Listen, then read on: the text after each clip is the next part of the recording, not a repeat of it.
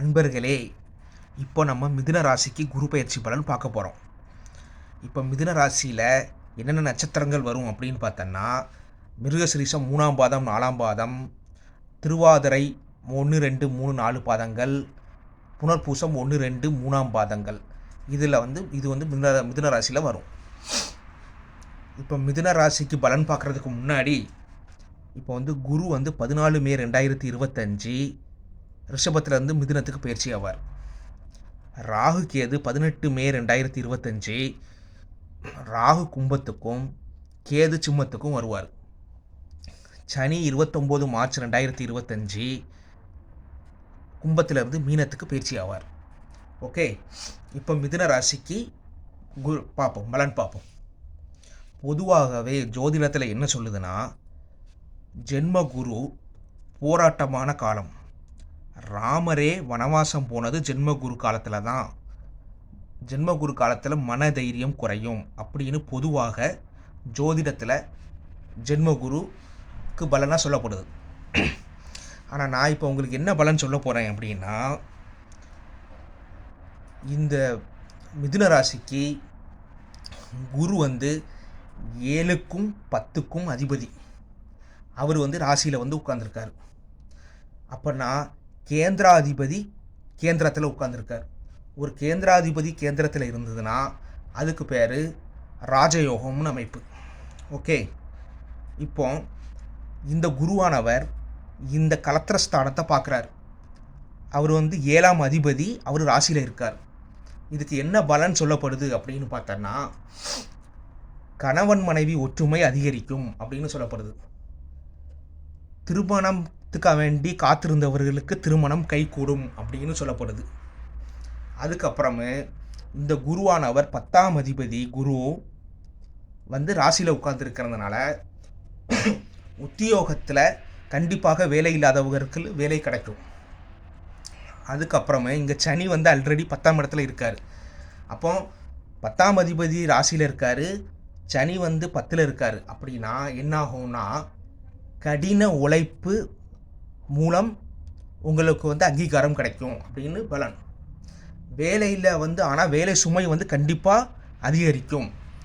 அதனால் உங்களுக்கு வேலையில் வந்து இப்போ உங்கள் பாஸ் வந்து எக்ஸ்ட்ரா ஜாபு இந்த மாதிரி ஒர்க்கு அதிகமாக கொடுத்தாருன்னா நீங்கள் தயக்கம் இல்லாமல் அந்த வேலைகளை வந்து பண்ணுங்கள்.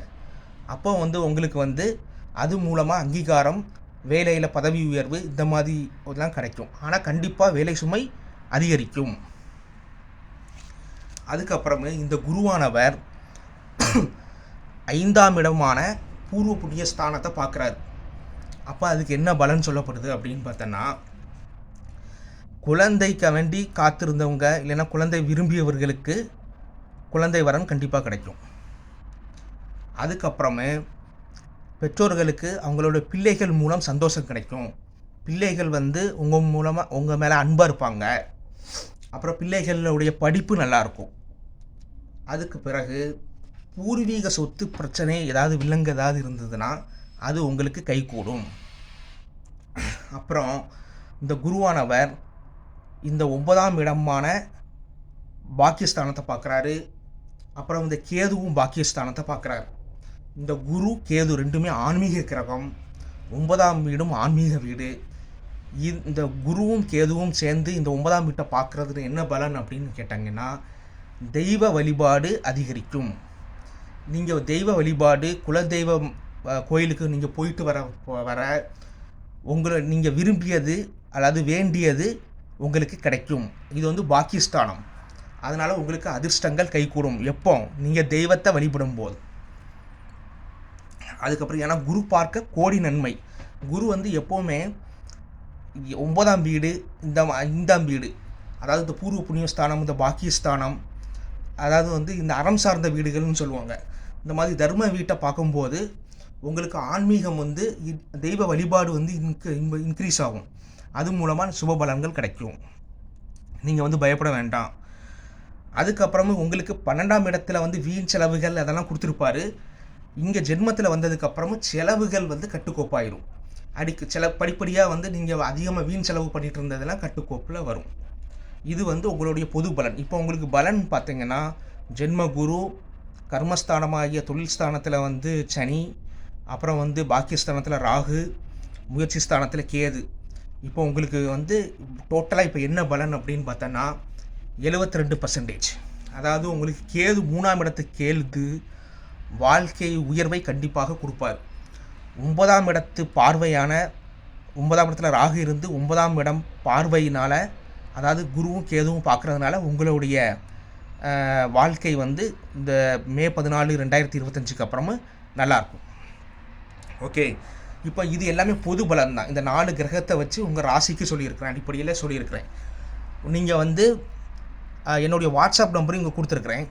நீங்கள் வந்து என்னைய காண்டாக்ட் பண்ணலாம். இது வந்து நீங்கள் வந்து ஏன்னா இது வந்து பொது பலன். இப்போ வந்து ஜாதக அமைப்பில் பார்த்தீங்கன்னா ஜாதகத்தில் வந்து என்ன தசை நடக்கு, என்ன புத்தி நடக்கு, அந்த டைமில் என்ன அந்தரம் நடக்கு, என்ன பாவம் வேலை பார்த்துட்ருக்கு, உங்கள் லக்னாதிபதியுடைய வலிமை எப்படி இருக்குது, ராசி அதிபதியுடைய வலிமை எப்படி இருக்குது, அங்கே வாங்கியிருக்க அஷ்டவர்க்க பரல் எப்படி இருக்குது, ஷட்பலன் எப்படி இருக்குது, எல்லாமே நிறைய பார்த்து உங்களுடைய பலன்களை வந்து துல்லியமாக எடுக்க முடியும். நான் வந்து பிஸ்னஸ்க்காக பார்க்குறேன். நீங்கள் வந்து என்னைய வந்து வாட்ஸ்அப்பில் வந்து காண்டாக்ட் பண்ணுங்கள். இந்த நம்பருக்கு கொடுத்துருக்குறேன். ஓகே, அதுக்கப்புறமா இந்த சேனலை சப்ஸ்கிரைப் பண்ணுங்கள். ஏன்னா மந்த்லி நான் வந்து ராசி பலன் ரிலீஸ் பண்ணலாம் அப்படின்னு இருக்கிறேன். மந்த்லி ராசி பலன் ரிலீஸ் பண்ணலான்னு இருக்கிறேன். ஸோ உங்களுக்கு வந்து எல்லா மாதமும் அதில் வந்து டீட்டெயில்டாக வந்துடும். ஏன்னா இப்போ வந்து நம்ம 4 கிரகத்தை வச்சு தான் நம்ம பலன் சொல்கிறோம். ஓகேங்களா? இப்போ மந்த்லி ராசி பலன் நான் கொடுக்கும்போது என்னதுன்னா 9 கிரகம் இருக்கும். அதை வச்சு அந்தந்த மாதத்துக்குள்ள பலன்களை நான் வந்து கொஞ்சம் டீட்டெயிலாகவே நான் கொடுப்பேன். நன்றி.